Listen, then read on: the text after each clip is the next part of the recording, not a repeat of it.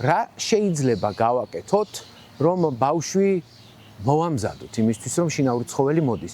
ვინ მოდის მის ცხოვრებაში ახალი? ისეთივე ოჯახის წევრი მოდის, როგორც ის არის?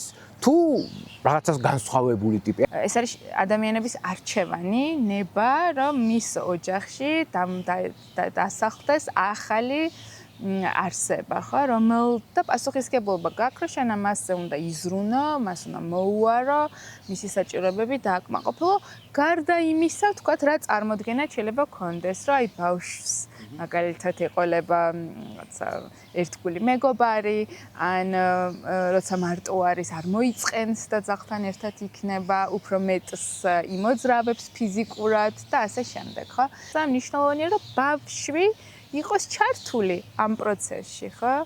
ან ძალიან მნიშვნელოვანია, რომ ბავშვთან ერთად მივიღოთ შერჩევის პროცესში, ხო? შერჩევის პროცესი. სანამ შერჩევას დაიწყებს, თუ ხო ხშირად არის საუბარი თვალსაჭირის გაფართოებაც, ხო? რას აქცევს პატარა ყურადღებას, რატომ უნდა ეს ძაღლი და როგორ შეიძლება რომ ჩვენ ნელ-ნელა უბრალოდ გაუფართოვოთ თვალსაჭირი, რომ ეს ძაღლი არ არის მხოლოდ შენი სათამაშო, ხო? რომელიც თქვათ ლოგინში ჩაიწვენ, ან არ ჩაიწვენ და მარტო გარეთ იქნება. ანუ თვალსაჭირის გაფართოება, რომ დავანახოთ, რომ ცოცხალი არსება ჩვენგან განსხვავებული, თავისი საჭიროებებით და ამავე დროს ჩვენზე ძალიან მობმული.